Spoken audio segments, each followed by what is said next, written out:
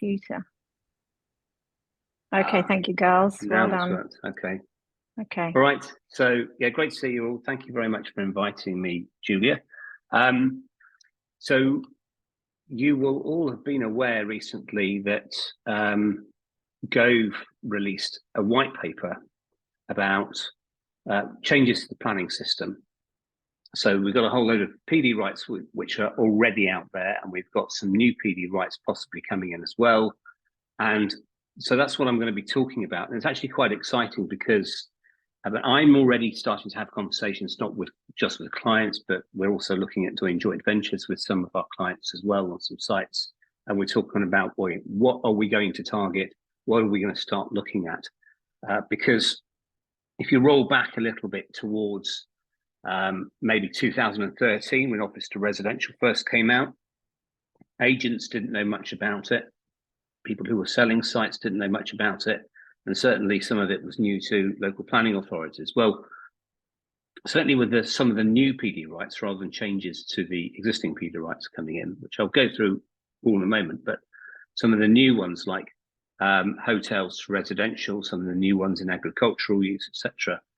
A lot of people you're dealing with are not necessarily going to know all that much about it. So there might be opportunities to pick up some bargains and also perhaps to get some of this quite quickly through the planning system and add value pretty quickly. So it's potentially all quite exciting stuff, and we're kind of in that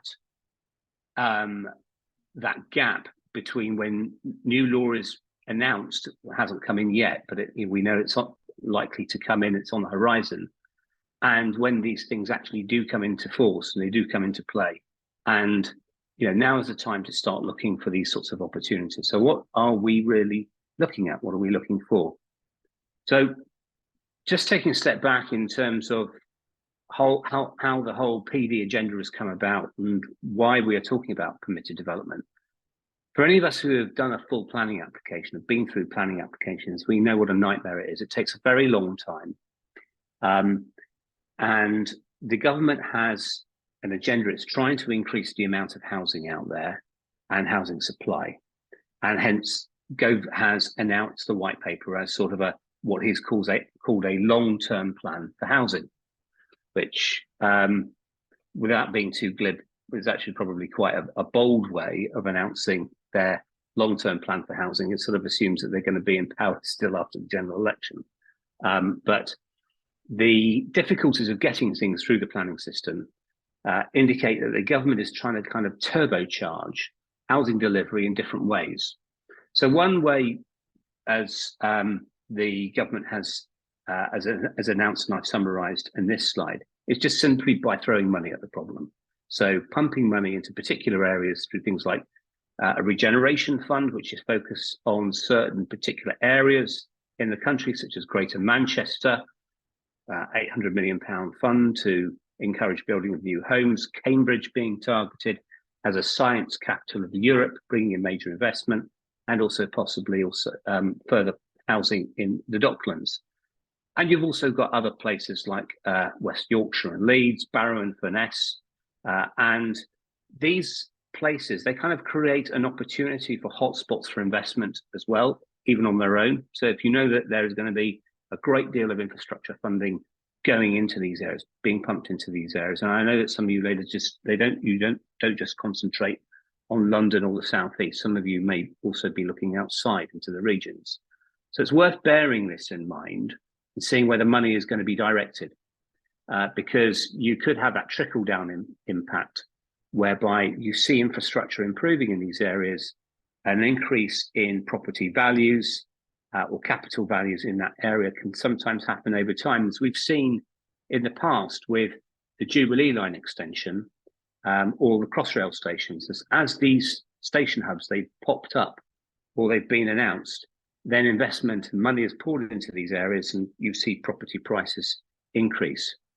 So, that could be a possible opportunity right there.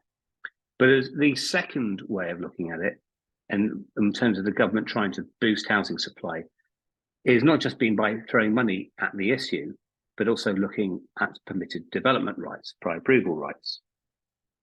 So on this slide, I focused on 4 different groups of permitted development rights or prior approval rights. We've got those prior approval rights under Class MA, which is from business and commercial use. That's everything in retail, restaurant, offices, light industrial, creches, day nurseries, medical clinics, and the like, everything in use Class E, and the conversion of that to residential.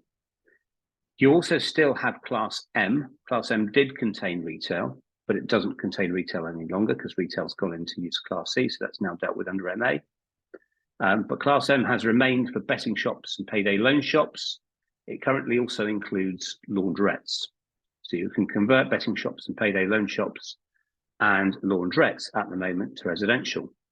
But under Class N, you can also convert casinos and amusement arcades to residential. So I kind of put those together as well. Then you've got Class G, which is development above a shop. So that's quite a useful one to look at, or not necessarily above a shop, could be anything above Class E. But you also have a mixed use where you might retain a betting shop or a payday loan shop at the ground floor level, and then you have ancillary office or storage space above that, and you can convert that to up to 2 units as well. And then you've got Class Q, which deals with agricultural and agricultural uses. So let's go through each of these. With Class MA, what we have at the moment, we've got 2 particular problems that hold back the delivery of housing and make certain opportunities quite difficult. First of all, you've got the 3-month vacancy period. And on the other hand, you've also got this floor area limit.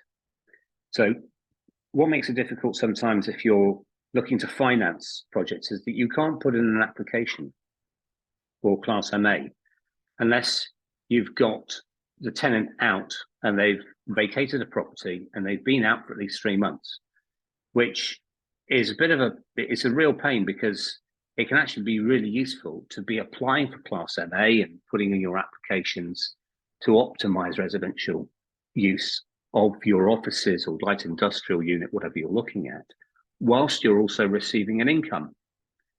So it makes it much harder to finance the project in that time. You're going to be losing an income, you're going to be losing a tenant.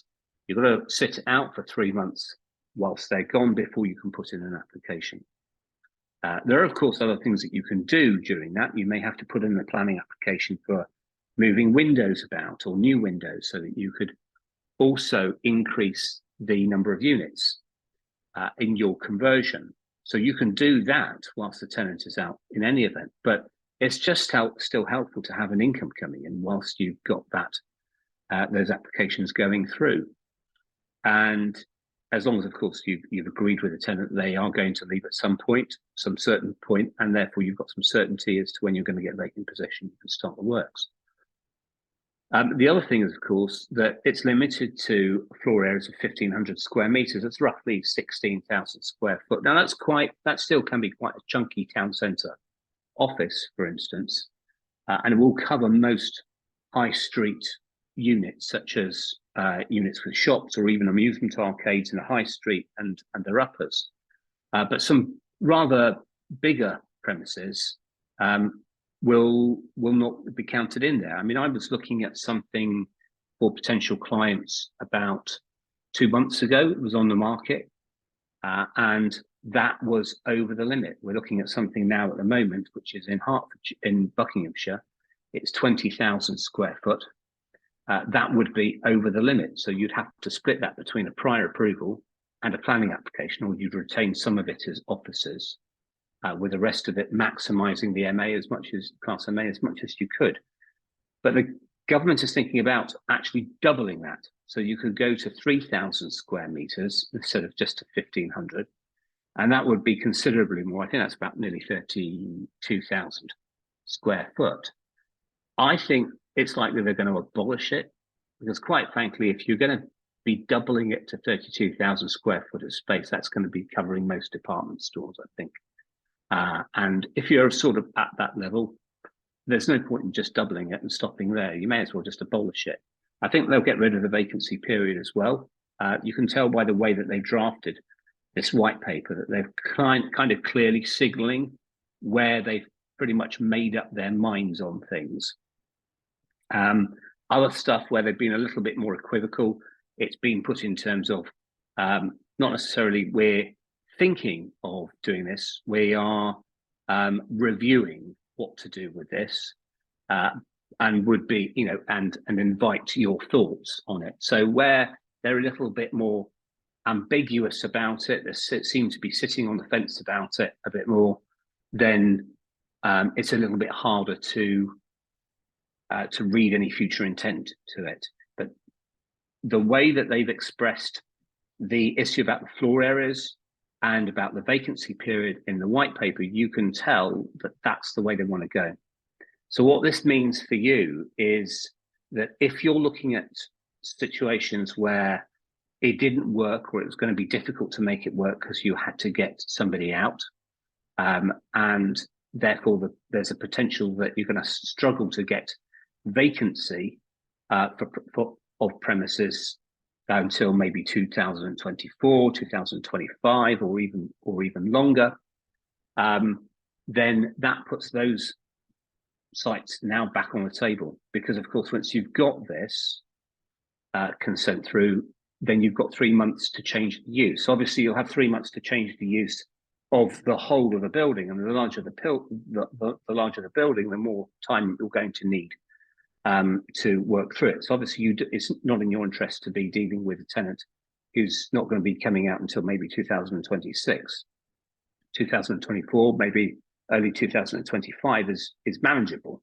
You might, if it's a really big building though, you might have to be looking at negotiating an earlier vacancy in any event.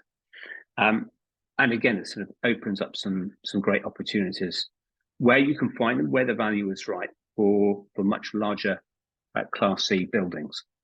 So that's Class MA and a use Class E. Then we've got betting shops, payday loan shops. Currently includes laundrettes under Class M, but the government's thinking of taking those out because laundrettes have tended to be perceived in local policy terms as providing an important local community service. There's still a lot of tenanted local authority premises that have poor facilities for washing and laundrettes. So sometimes, you know, a lot of people take their stuff down to local laundrettes. I know some parts of some of the northern wards of Broadborough, Kensington, Chelsea have historically, in policy terms, they've had their laundrettes protected, so that it's very difficult to get planning permission to sometimes change those laundrettes out. So there is a thinking there in policy terms that laundrettes have to be seen differently from betting shops and payday loan shops, which is why the government is thinking of extracting that from the Class M rights.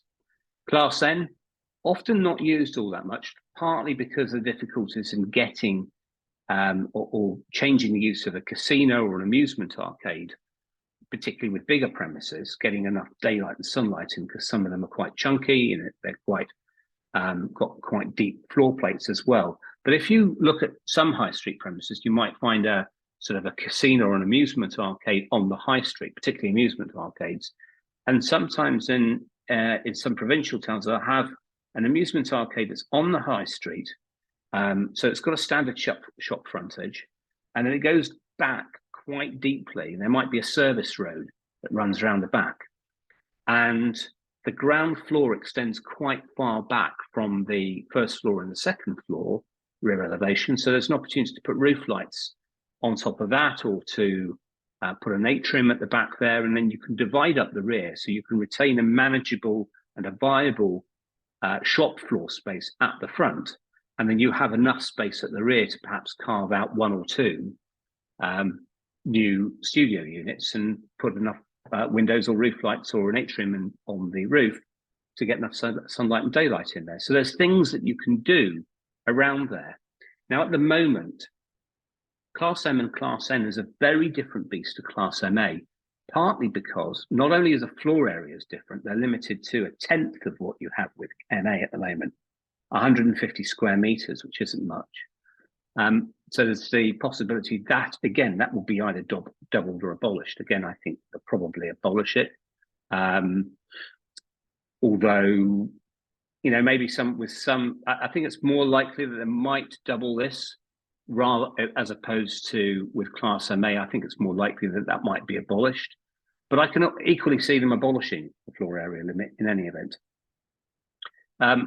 Also, with these rights, especially with Class M at the moment, if you go under Class M to convert a betting shop or a payday loan shop or a laundrette, to convert that to residential under Class M, it also includes the ability to sweep up in that same application under Class M prior approval changes to the facades. So you can put in new windows, you can put in new doors. Can't do that under Class MA because because A, it's available in conservation areas anyway. And so any changes to the external appearance may impact upon the character appearance of the conservation area. So obviously the government's drafted that part of the legislation for Class MA to make that out off limits in terms of conservation areas. So you can apply for Class MA in a conservation area, but any changes to windows and doors you have to do through a separate planning application first with Class MA. You don't need that with Class M. You can do the external changes, no increase to the envelope, no extension in floor space, but you can do the changes to windows and doors for betting shop and payday loan shop together with the application for change of use of residential, all within the same application. But that's because these applications are not allowed in conservation areas. The government is actually talking about actually allowing Class M in the case of obviously betting shops and payday loan shops, not laundrettes, to apply in conservation areas, and the same thing with casinos and amusement arcades. I think the likelihood is, if that's going to happen, then they will take it back to what Class MA does. In other words, you can only apply for Class M if you're in a conservation area, but you can only apply for the internal changes and any external changes you need in terms of new windows or making existing windows larger or whatever, then you have to do that under an application for planning permission. So that might very well happen. The other thing with Class M and Class N is that they are date stamped.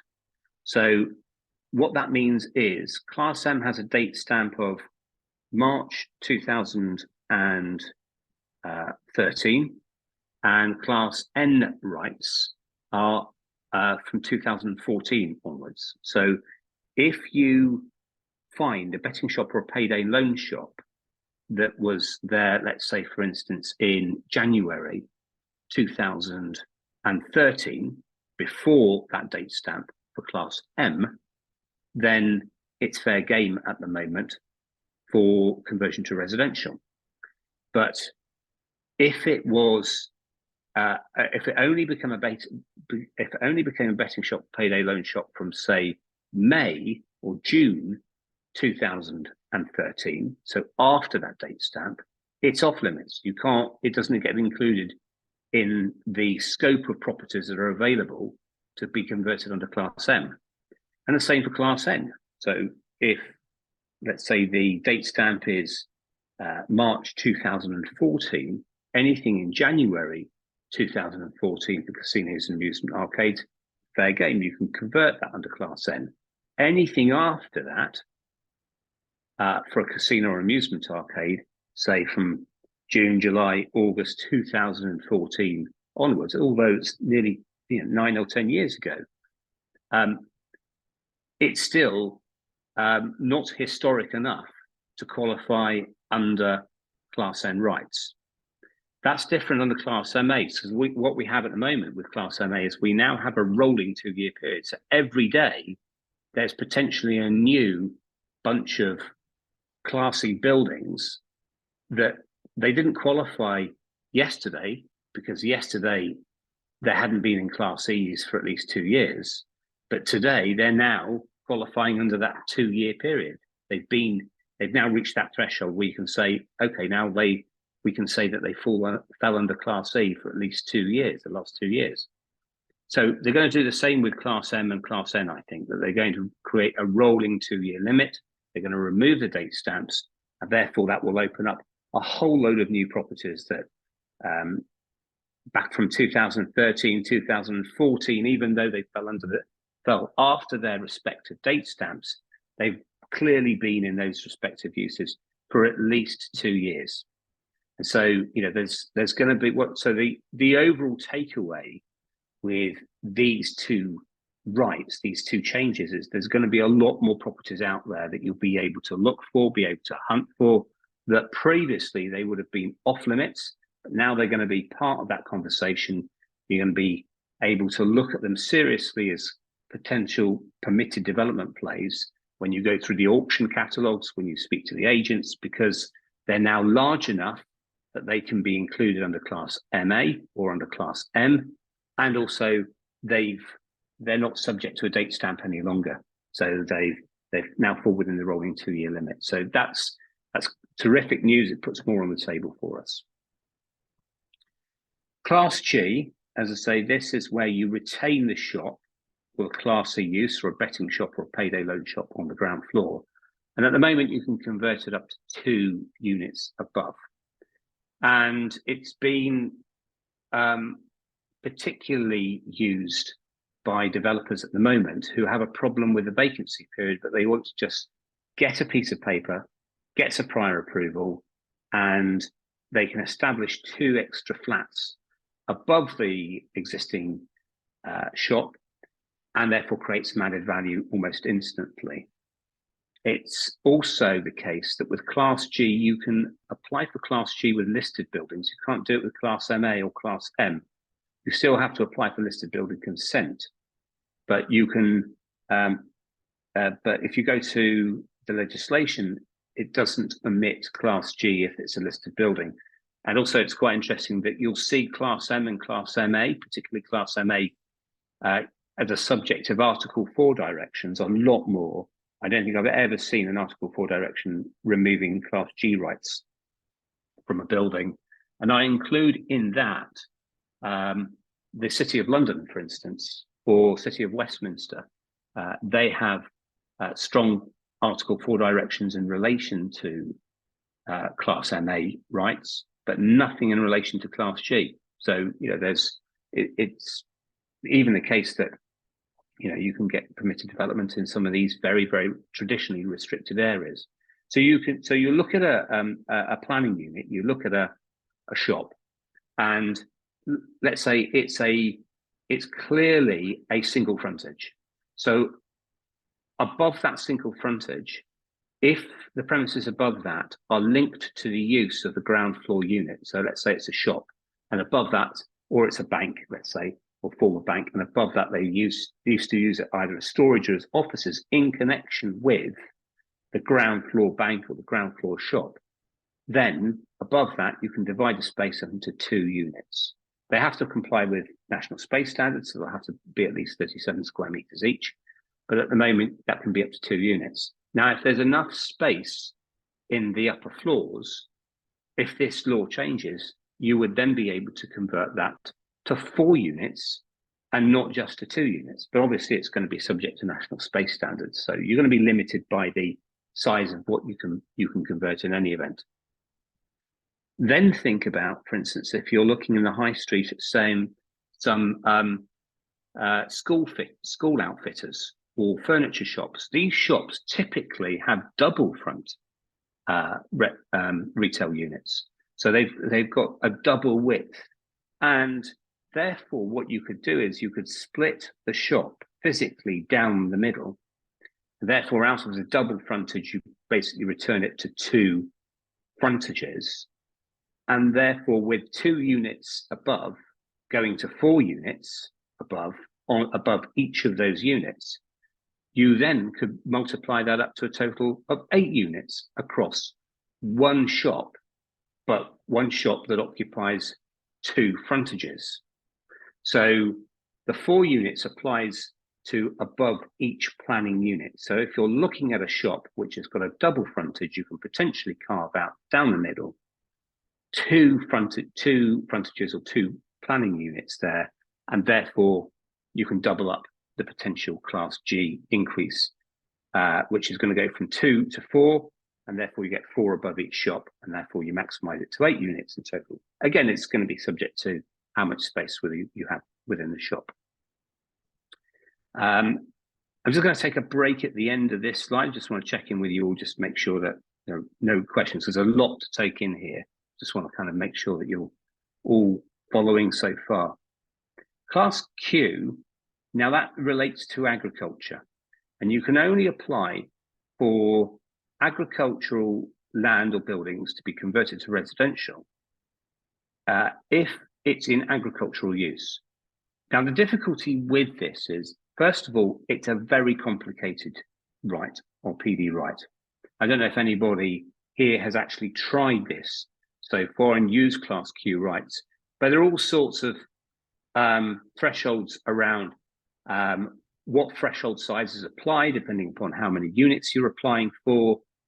So the government's, first of all, they're going to clear or try and clean all that up and say you can go for a maximum of 10 separate buildings on the land. So, you might only be able to get up to 5 at the moment. So they're going to double that, but they want to lower the size threshold. So at the moment, the size thresholds are considerably more. So you'll end up getting sort of a 4 or 5 bedroom house out of some of these conversions.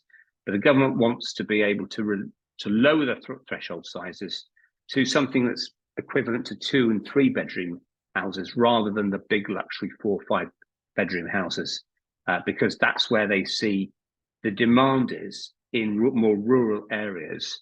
It's for smaller family housing. So they're trying to move away from larger housing and fewer larger houses to a greater number of smaller houses. And the good thing is here that they're going to also simplify which kind of uses and which kind of buildings will apply. So if you look on a typical farm holding, you could have any sort of number of different uses going on. The overall use might be agricultural, but you might also have a livery stables, you might have storage barns, you might have equestrian uses on the site. And so it might be that the use gets split up between different uses.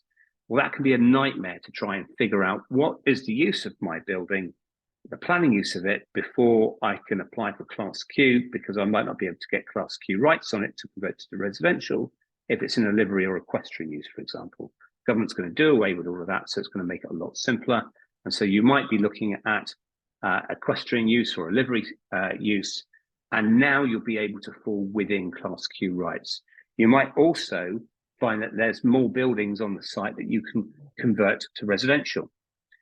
You will also possibly be able to extend some of those buildings, all of those buildings at ground floor level, up to 4 meters back on the rear elevation. So at the moment, you can apply for agricultural to residential. It has to be an agricultural use, and you're limited up to 5 buildings. But you can also make changes to the roof, to the walls, to the windows, the doors, etc., in order to make it habitable. But you can't do any physical extensions to the building. You can only change the external appearance and putting in new windows, doors, etc. But this would allow you to make physical extensions to the building as long as you apply for it at the same time as a change of use. And the other amazing thing is that the government has mooted is that you'll also be able to put new agricultural or storage or livery or equestrian buildings on the site, which when you apply for them, you could put them on the site, but you won't be able to get PD on them to go to residential straight away. But after 10 years, if there's no Article 4 direction or the PD rights have not been withdrawn by condition, then you'll be able to apply to change those to residential under PD as well. So they'll automatically acquire those rights after 10 years, as long as nothing else has changed in the meantime, which is very, very different at the moment to what we have. At the moment, it's only existing buildings that have those Class Q rights. So if you're looking at a site, or you've got a site which has got equestrian or livery uses on there, and you're thinking, well, what could I do with it? Well, it now opens up the possibility of residential use on that land, where you might not previously have had a residential use that you could do, that you could move it to. And also you could apply possibly for new buildings let's say, agricultural buildings, and hopefully the local authority doesn't realise or is slow to catch on about the possibility of that being PDable to residential in future years. So, that you could acquire a planning permission for these extra buildings. They sit on the land, and what you're doing is you're creating the possibility of a small little residential estate on the land afterwards, in many years to come. But also, this is incredibly helpful if, for instance, you're looking at sites which are in the countryside, they're outside established settlements, because normally there's a policy exception if you have to go through full planning, in order to, and the policy exception would be to say that you cannot apply for new residential dwellings outside the settlements, the established settlements, in some sort of countryside or rural location. So a lot of these properties, a lot of these locations, they have a market value for those people kind of wanting a different lifestyle, looking to move out of settlements, or even on the fringe, and they want a little bit more space. They're reasonably close to local shops and services. They just happen to be, the site just happens to be on the wrong side of the settlement boundary line according to the local planning map. The other thing is that, let's say, imagine you've got a reasonably large holding and you apply for various agricultural barns or structures to be dotted around on the land. You might, over a period of time, build up a case for PD over these structures, and be able to move the land or parts of the land over to residential use. As it then creates a foothold for residential use, there may also be, off the back of that, what we call that fallback position, the opportunity to then promote a larger residential use of the site, perhaps get planning permission for that, or possibly, you perhaps put it into auction. You market the possibility that is that's a site that could have you've got the PD on it, so it could possibly move to residential in terms of a larger estate, or you could sort of go into a negotiation or even a joint venture with a major house builder who's looking to build in that area as well. So all sorts of possibilities there. So just before I move on, happy to take questions here because everybody's been in stunned silence whilst I've been going through this. So yeah, go for it. I mean, if you just want to speak up, I'm happy to take those questions. Can I ask a question? And I'm going to ask a very simple question, David, but I'm sure you're going to tell me it's far too complex to answer. But so we've been through all of this with the Tories staying in all likelihood, they may not be in power next year. I know it's a whole different ball game, but have you been keeping your finger on the pulse of what Labour have been? And they've been very vocal at their party conference about housing. And clearly it's a major thrust for them because we have such a supply-demand imbalance. Do you know specifically what their view is on all of these potential changes that you've mentioned the Tories might bring in, what Labour might do? Well, I haven't heard any particular noise specifically focused in answer to the white paper. The two main things that I've heard from Labour, one to do with the green belt, and they're talking about grey belt or grey land, which is sort of car parks, areas of large hard standing or areas of low visual amenity, and I don't know whether or not they're getting greenbelt therefore mixed up with special landscape areas or AONB, because it's the purpose of greenbelt is to prevent coalescence between settlement patterns. So that could be done, that job as well, by poor areas of scrubland and low visual amenity as rolling hillsides. But that aside, Labour are talking about perhaps releasing more and more of the green belt. An easier thing for them to say than the Conservatives, because a lot of Conservative constituencies border on or are in greenbelt areas. And so it would be like turkeys voting for Christmas for them to say we're going to release large amounts of the greenbelt. And I don't think that they can afford to spaff about whatever majority they've still got going up the walls quite so easily. I think that they've also been quite consistent, Tories, about wanting to concentrate on urban areas and brownfield land, which obviously that puts them into conflict with more metropolitan areas, which are, they're mostly Labour, a lot of the metropolitan areas in any event. So I think there's a lot of, it's almost a little bit of implied or inferred gerrymandering going on here. And so we're focusing on policies which just happen to work for your part of the electorate. So, I mean, one of the things that Labour have been talking about is grey land. The other thing they've been talking about is large infrastructure projects and cutting down the amount of, or the degree to which people can derail some of these large infrastructure projects, which I think is be very welcomed. I don't know what that's going to mean in terms of cutting down the timetable in terms of delivery. I should imagine they would still have to go through some process of public consultation with most infrastructure projects in any event, because there would be human rights and ECHR implications if they didn't. And a lot of those, what they'll probably do is they'll take a balancing or proportionate justification to it by saying, well, actually, if it reaches a certain threshold in relation to certain infrastructure projects, much like the Infrastructure Planning Commission has at the moment in relation to some projects, that if it reaches a certain threshold, then we have a lot more executive power in relation to what goes through. So we'll cut through a lot of that. Now, I don't know what your own individual, the details of your own individual businesses are, but I'd be very surprised if any or many of you are at a level where you're dealing routinely with the sort of large infrastructure projects that we're focused on here. So all this here in terms of the PD rights, I think this will happen in any event. I think the government wants to bring this in probably by about around January, February. I think it'll be on the statute books by February, March. We'll be in an election maybe by around May or June. And I don't think any of this is going to be repealed anytime soon by Labour.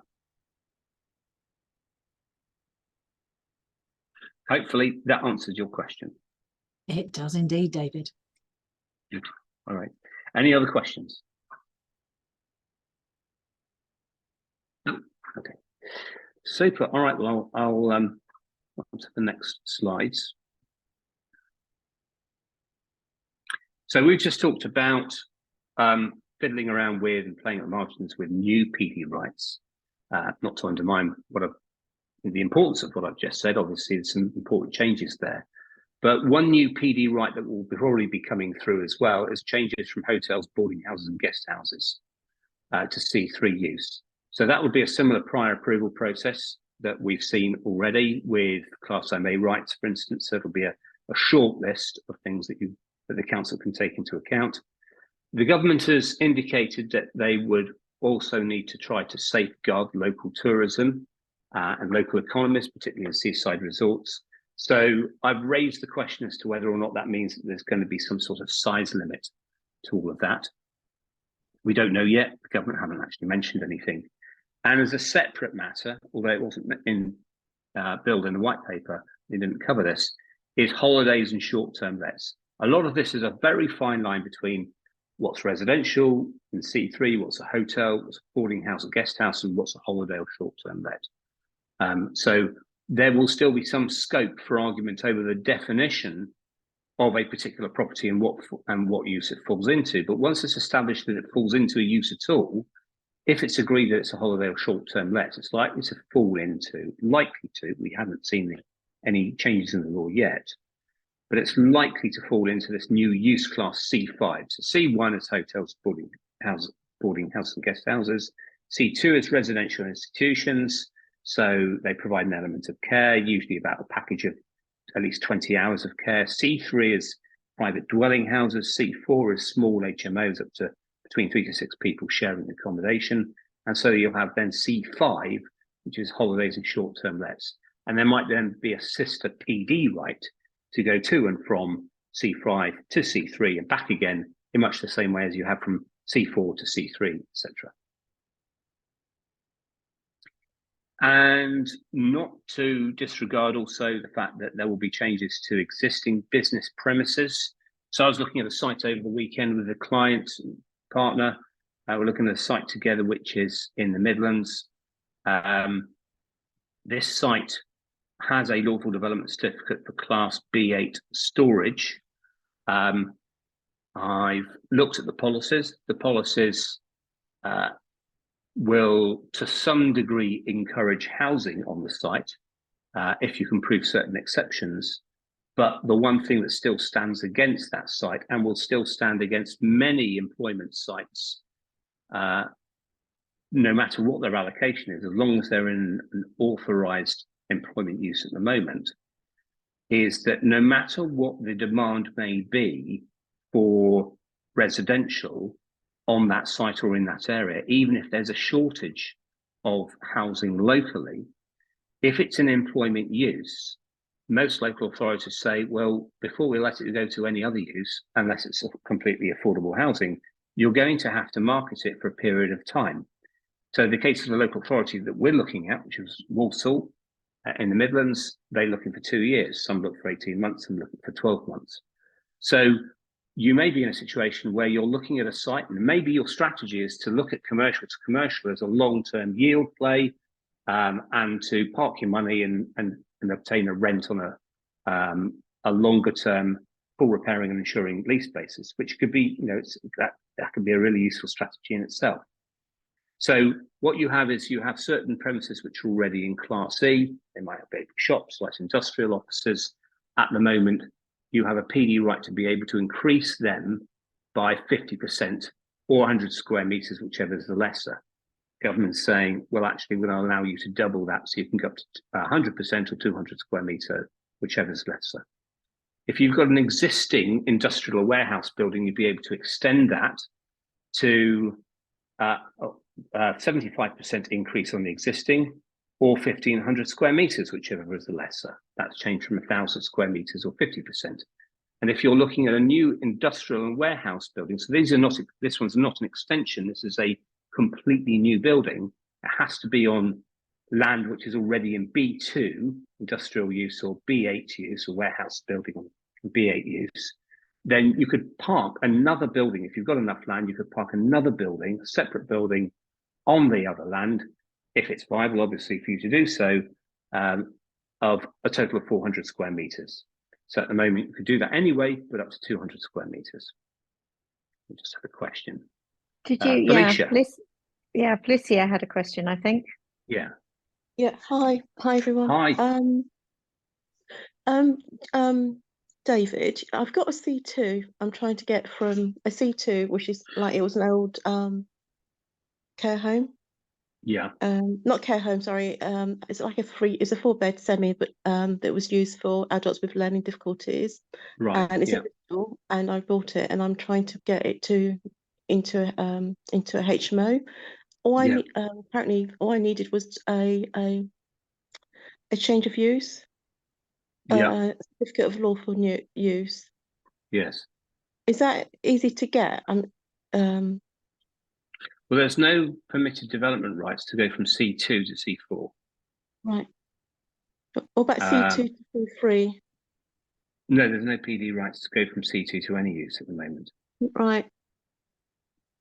So you'd need to apply for full planning. So it depends upon the local authority's attitude to the loss of certain C2 uses. Mm-hmm. So you have to go to their policies for housing, for residential, and there will usually be a policy there in relation to specialist residential accommodation or care homes or things like that. And also it's worth looking at the communities, or what sort of they might have policies for communities and well-being or for community uses. It depends with each local authority. Sometimes you have to be a bit creative about which sections of the local plan policies page you look at. But the first place to go to is usually about policies relating to specialist accommodation. So normally how it's structured is you have the housing policies. The housing policies will have a general policy about, yes, we're in favour of having housing and we need to bump up the numbers by this much. And then there will be a policy about the dwelling mix. There'll be a policy about affordable housing. There'll be a policy about residential conversions and subdivision. There might be a policy about gypsies, and there might be a policy about specialist accommodation. So that could include sheltered housing, things like that as well. So you need to have a look at that policy and see what their attitude is. They might say, well, it needs to have been marketed for a period of time before we'll allow it to go to any other use. Yeah, it's been empty for over 2 years now. Right, okay. So, I mean, depending upon the circumstances around why it's been emptied and being able to prove that there is no need for that in C2 use or community use in the meantime, and it's not, or it's not viable, again, depends upon the wording of the policy, then you may have a case in principle to certainly move it out of that use and possibly to C4 use. Obviously, C4 use will bring with it its own characteristics. I wouldn't say problems, but the characteristics of a C4 use will be different to the characteristics of, say, a C2 use. But a lot of it depends upon the amount of comings and goings, parking that's needed, and so on and so forth. So movements of parking and traffic in relation to the two uses will need to be compared. And you might need a highways consultant to do that. And the number of occupants in the premises as well might need some comparison too. But there will also be some similarities because, of course, it's not single dwelling house use. So you don't necessarily have the issue of a single family living there and almost everybody acting as one. So there are going to be some differences and some similarities, but you'd have to go back to the policy of the local plan and see how they treat specialist accommodation like this. Okay, thank you very much. That's very useful. Thank you. Thanks. Good. All right, great question. Just in brief, also, although it's not explicitly covered within the white paper, and I'm not going to go into an awful lot of detail about it. I'm just going to bring up the screen so I can see everybody as well. Is anybody dealing with sites or looking at sites around the Southampton area, Hampshire, Kent area, come across nutrient neutrality, etc.? Okay, those who I can see shaking their heads, they're all shaking their heads. So I'm not going to spend too long on it, but it is just as a note.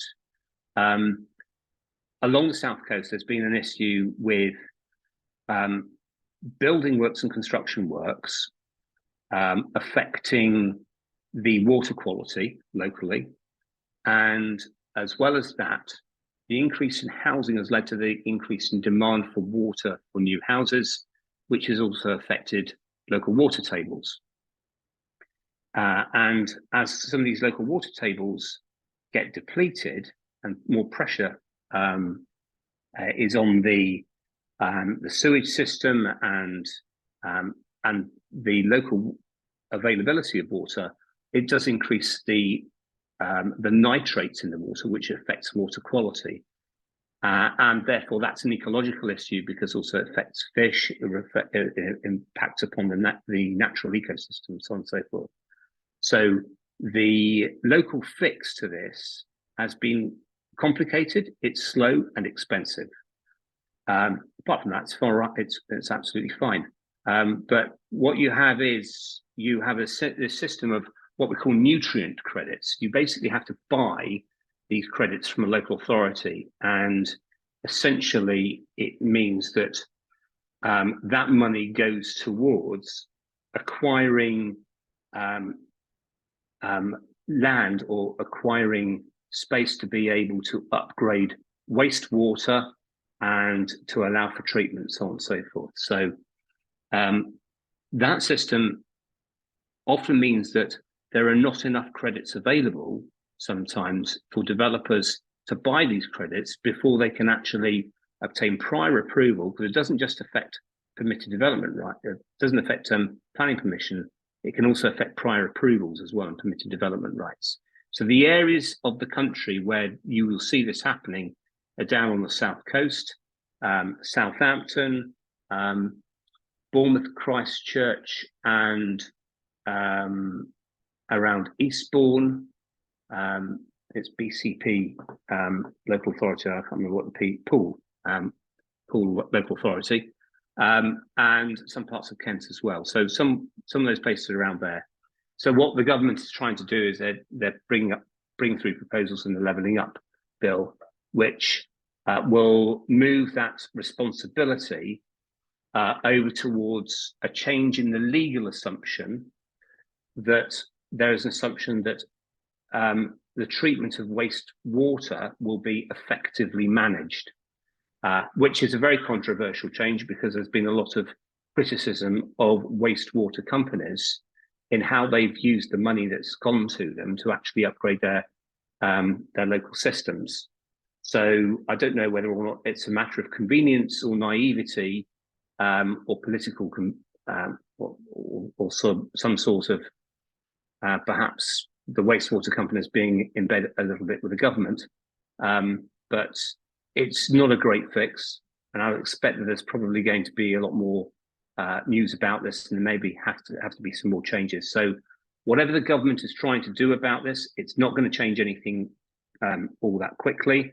And I think the takeaway for all of you about this is that if you hear about proposals coming forward relating to nutrient neutrality, and you or your partners are looking at things down on the south coast, don't bank on the fact that this is going to change anything quickly. Still be ultra cautious about investing in those areas, I would say.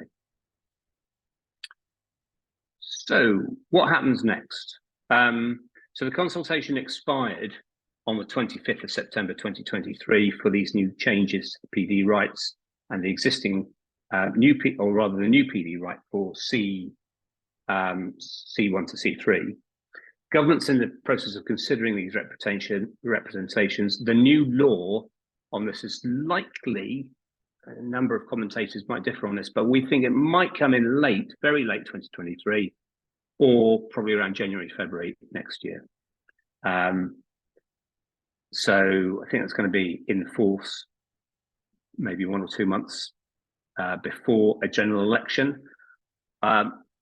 Transitional provisions. So what transitional provisions mean is when the government changes the law, often some of these legal changes work against private interests. They work against developers. So we saw that a couple of years ago when they brought in changes around national space standards. So if you remember, you used to be able to apply for PD from, say, offices to resi, and you could have ridiculously small residential units, almost like cupboards. That'll be 20, 25, 30 square meters, whatever, but they were going to be below national space standards. A lot of developers converted only to at least 30 square meters because there was a general sense that people who were buying those units would probably struggle to get a mortgage if they were less than 30 square meters in any event, so it would affect saleability. There are an awful lot of people out there in the market who were still working off, say, 20, 21, 22, 25, 28 square meter units. They fell below the threshold either because they knew some sort of pretty dodgy mortgage provider who'd be able to write up a mortgage for their potential end users, or they thought, well, it's the only way we're going to get a winning bid because we need to cram in the number of units. And so be it. If it means that we're fixed to a rental strategy and exit, and we've got to build or convert to hold, then that's what we're going to do. So you had all this, but then the government changed the law, brought in national space standards. And what it did was it didn't take effect overnight. It said, this is the day that we're going to make the law. And then the law will take effect on a date henceforth from now. However, on the date it takes effect, as long as you put in your application before that date, even though your application might not still be considered for another 2 months after the date it takes effect, or even longer, because you could have your application refused and then you go on to appeal, and then it's not considered by the planning inspector until months later, as long as you've got your application in before a certain cut-off date, usually the date on which the law takes effect, then you're okay. So you're in a transitional provision. And that's probably what they're going to do here. Now, there is nothing really in what I've said that sort of really works against developers. So most of these, where they're very much for developers, they're pro-developers, they're going to make the law, they're going to come into effect on a certain date, maybe, you know, on the same day they make it, or even maybe a couple of weeks later or something like that. And then that's it. You can take advantage of that from that moment on. You don't have to wait for that to happen. Where I think there will be transitional provisions is in the Levelling Up and Regeneration Bill. There are proposals to change the time limits in relation to applying for certificates of law. So at the moment, you have to prove 4 years continuous use. If you let's say you come across a block of flats, and the flats, let's say it was a house and it was converted to flats, none of the flats meet national space standards. And so you have on your hands a possible investment, but every single one of those flats is illegal. And you'd need to approve, you couldn't get planning permission for holding them because they're all under national space standards. So if they're all under 4 years, if they're all been there for at least 4 years, and you can prove that they've been continuously occupied for 4 years, you put in a certificate of lawfulness, and therefore you increase the value of it overnight, and you're fine, and you are scot-free away from enforcement action. However, what the government is thinking of doing is changing that 4-year period in the case of that use, that's to self-contained flats, self-contained residential, from 4 years to 10 years. So that's really gonna make it a lot more risky when you're looking at some projects. And it's the same for building works as well. So you might look, say, you might go on site, look at a house, you see it's been extended at the rear and into the roof, you go online, or you might look to buy this at auction as well, and there's nothing in the legal pack or the due diligence pack. And you go online, you look at the planning portal, and there's no certificate of lawfulness for a dormer extension. There's no certificate of lawfulness for the rear extension, and there's no planning permission there as well. So it throws up a question as to whether or not what you're looking at, when was it built, and is it lawful? So if it was up there for at least 4 years, you're okay. If it's below 4 years, you've got a risk at the moment in any event. But if it's been there for at least 4 years and you can prove that it's been there for at least 4 years, you'll probably be looking for some evidence from the vendor, statutory declaration or something like that. And some of these built extensions, you might be able to see them in old Google satellite images as well. Then as long as it's been there for 4 years, at the moment, you're fine.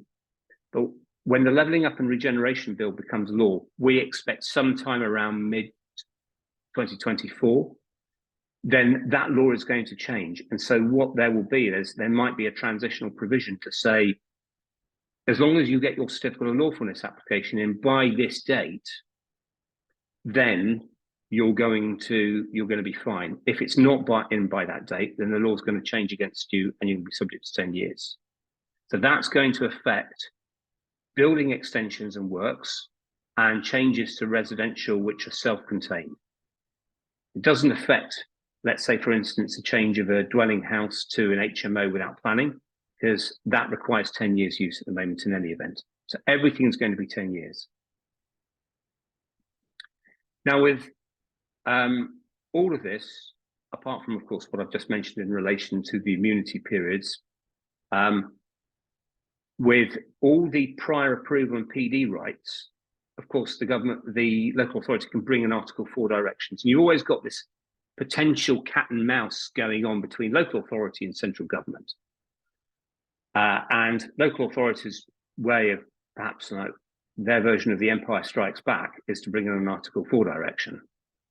And usually, although in theory, not in all cases, but usually in practice, what it is, it's a non-immediate Article 4 direction, which is usually they make it at a certain time, but it doesn't come into force for another 12 months.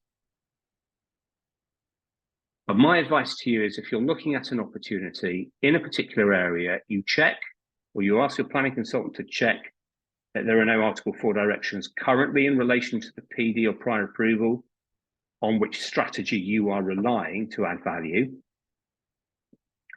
Belt and braces, also email the policy team or get your architect or your planner to do that as well, and check whether or not there's also anything in the pipeline.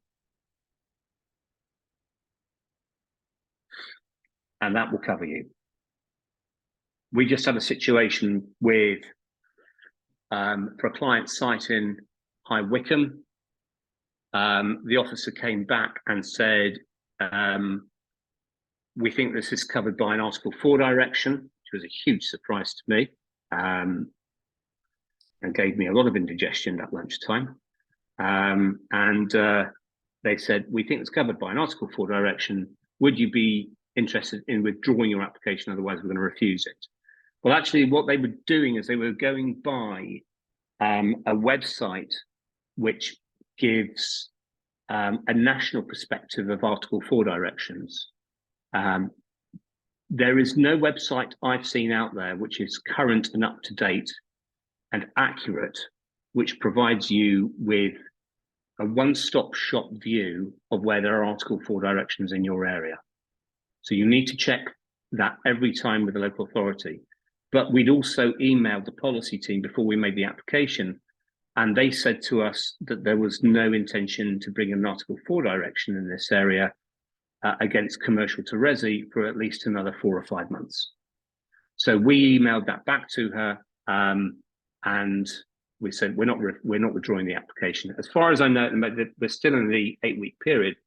She's still checking with legal to make sure that she can grant or allow the application. But if you put those steps in, it'd be really helpful to you. And that's it. Those are my contact details. Email is usually the best way, or you can, instead of info@DRK Planning, because that doesn't go straight to me, it goes to my PAs. You can put in David@DRK Planning, my mobile number, and LinkedIn. Don't tend to use Facebook a lot personally. Tends to be mostly LinkedIn. And if you go to our website as well, there is also copies of all my articles on Property Investors News, loads of blogs, case studies, a lot of stuff that we've done, all sorts of things from. I don't know if it's on the headquarters we did for Vivian Westwood. We've done stuff for clients down the South Coast, PDs and prior approvals and changes of use and appeals and all that sort of stuff as well. So there's loads of stuff there. So hopefully that's been really useful, and happy to take questions. But all that remains is also just to say thank you very much, especially to Julia, and also to all of you for joining me this afternoon. Thank you.